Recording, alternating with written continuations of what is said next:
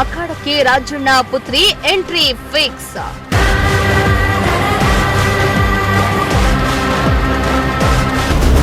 ಮುಂದಿನ ಚುನಾವಣೆಯಲ್ಲಿ ರಾಜಣ್ಣ ಪುತ್ರಿ ಅಖಾಡಕ್ಕೆ ಸಜ್ಜು. ಮಗಳ ಸ್ಪರ್ಧೆ ಬಗ್ಗೆ ಸ್ಪಷ್ಟಪಡಿಸಿದ ಶಾಸಕ ರಾಜಣ್ಣ.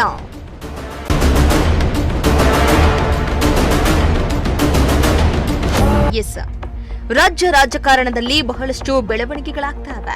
ಒಂದ್ ಕಡೆ ಬೈ ಎಲೆಕ್ಷನ್ ಕಾವು ಜೋರಾಗ್ತಾ ಇದ್ದು ಘಟಾನುಘಟಿ ನಾಯಕರೇ ಅಖಾಡಕ್ಕಿಳಿದು ಪ್ರಚಾರದಲ್ಲಿ ತೊಡಗಿಕೊಂಡಿದ್ದಾರೆ. ಇತ್ತ ಮಾಜಿ ಸಚಿವ ರಾಜಣ್ಣ ಮಾತ್ರ ಮುಂದಿನ ಎಲೆಕ್ಷನ್ ಬಗ್ಗೆ ಮಾತನಾಡಿದ್ದು ತೀವ್ರ ಕುತೂಹಲವನ್ನ ಮೂಡಿಸಿದೆ. ಈಗಿನ್ನೂ ಬೈ ಎಲೆಕ್ಷನ್ ನಡೀತಾ ಇದ್ದು ಮುಂದಿನ ವಿಧಾನಸಭಾ ಚುನಾವಣೆ ಬರಲು 2 ವರ್ಷ ಸಮಯ ಬೇಕಾಗಿದೆ.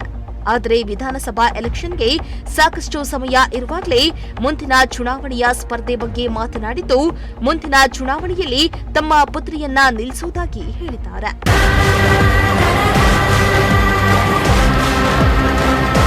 ಇನ್ನು ಸಚಿವ ಸ್ಥಾನವನ್ನ ಕಳೆದುಕೊಂಡಿರುವ ರಾಜಣ್ಣ ಅವರು ಸಚಿವ ಸ್ಥಾನಕ್ಕಾಗಿ ಸಾಕಷ್ಟು ಲಾಬಿಯನ್ನ ನಡೆಸಿದ್ರು.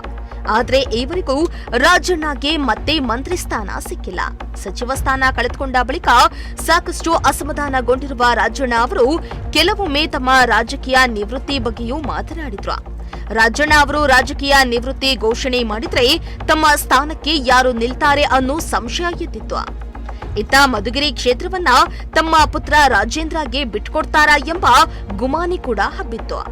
ಆದ್ರೆ ಕೆಲ ದಿನಗಳ ಬಳಿಕ ತಮ್ಮ ಪುತ್ರಿ ರಶ್ಮಿಯನ್ನ ಕೂಡ ರಾಜಕೀಯಕ್ಕೆ ಕರೆತರುವುದಾಗಿ ಕೆಲ ದಿನಗಳ ಹಿಂದೆಯೇ ರಾಜಣ್ಣ ಸುಳಿವನ್ನ ಕೊಟ್ಟಿದ್ರು.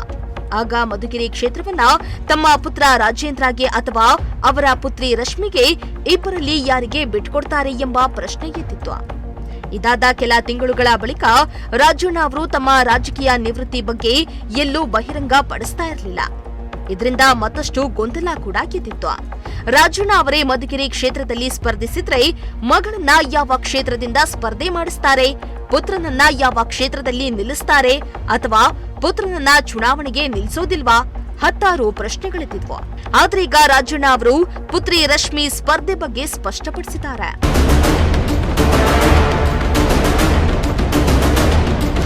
ಹೌದು, ರಾಜಣ್ಣ ಪುತ್ರಿ ರಶ್ಮಿ ಸ್ಪರ್ಧೆ ಬಗ್ಗೆ ಪ್ರತಿಕ್ರಿಯೆ ನೀಡಿರುವ ಅವರು ಮುಂದಿನ ಚುನಾವಣೆಯಲ್ಲಿ ಮಹಿಳಾ ಮೀಸಲು ಕ್ಷೇತ್ರ ಬಂದ್ರೆ ಖಂಡಿತ ಸ್ಪರ್ಧೆ ಮಾಡ್ತೇನೆ. ತಿಪಟೂರು, ತುರುವೇಕೆರೆ, ಕುಣಿಗಲ್ ಬಿಟ್ಟು ಪಾವಗಡ, ಮಧುಗಿರಿ, ಕೊರಟಗೆರೆ, ಶಿರಾ, ಚಿಕ್ಕನಾಯಕನಹಳ್ಳಿ, ತುಮಕೂರು, ಗುಬ್ಬಿ ಕ್ಷೇತ್ರದಲ್ಲಿ ಮೀಸಲಾತಿ ನೀಡಿದ್ರೆ ಖಂಡಿತ ನಿಲ್ಲಿಸ್ತೇನೆ ಎಂದು ರಾಜಣ್ಣ ಮತ್ತೊಮ್ಮೆ ಸ್ಪಷ್ಟಪಡಿಸಿದ್ದಾರೆ. ಲೇಡಿ ರಿಸರ್ವ್ ಆದ್ರೆ ಅವಳು ನಿಲ್ಲಿಸ್ತೀನಿ. ಎಲ್ಲ ಆಗ್ತದೆ ನೋಡೋಣ. ಈಗ ನಮ್ಮ ಜಿಲ್ಲೆನಲ್ಲಿ ನಮಗೆ ಫೇವರ್ ಇರೋದು ಪಾವಗಡ, ಮಧುಗಿರಿ, ಕೊರಟಗೆರೆ, ಸಿರಾ, ಚಿಕ್ಕನಾಯಕನಹಳ್ಳಿ, ಗುಬ್ಬಿ, ತುಮಕೂರು ಇವೆಲ್ಲನ ರಿಸರ್ವ್ ಆದರೆ ನಿಲ್ಲಿಸ್ತೀನಿ. ಇಷ್ಟು ಕಾನ್ಸ್ಟಿಟ್ಯೂನ್ಸಿ ಹೇಳಿದ್ದೀನಲ್ಲ, ಚಿಕ್ಕನಾಯಕನಹಳ್ಳಿಯಿಂದ ಹಿಡಿದು ಇಷ್ಟು ಕಾನ್ಸ್ಟಿಟ್ಯೂನ್ಸಿನಲ್ಲಿ ತಿಪ್ಟೂರು, ತುರುವೇಕೆರೆ, ಕುಣಿಗಲ್ ಬಿಟ್ಟು ಇನ್ನೆಲ್ಲ ರಿಸರ್ವೇಷನ್ ಬಂದು ಲೇಡಿ ರಿಸರ್ವ್ ಆದರೆ ಅವಳು ನಿಲ್ಲಿಸ್ತೀನಿ. ಎಲ್ಲ ಆಗ್ತದೆ ನೋಡೋಣ.